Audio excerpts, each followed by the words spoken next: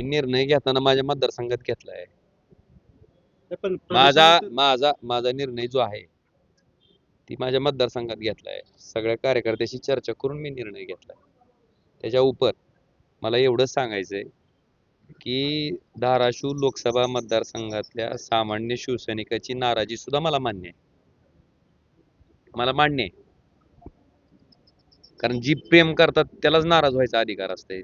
माझ्यावर प्रेम आहे, माझ्याबद्दल कुठंतरी मन गुंतलंय म्हणूनच नाराजी आहे. पण पण पण मी हा निर्णय जो घेतलाय तो माझ्या वैयक्तिक स्वार्थासाठी, मला कुठलं पद मिळवण्यासाठी मी घेतलेला नाहीये.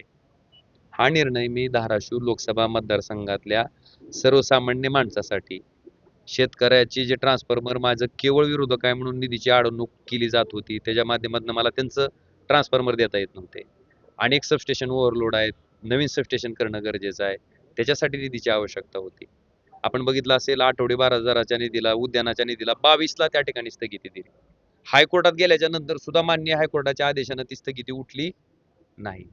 ती स्थगिती त्या ठिकाणी उठवू शकलो. आज आठवडी बाजाराचं काम होईल, उद्यानाचं काम होईल, ही सर्वसामान्य माणसासाठी नाही का? बरं माझी जबाबदारी नाही का त्यांच्या प्रती? माझं देणं त्यांच्या प्रती आहे ना.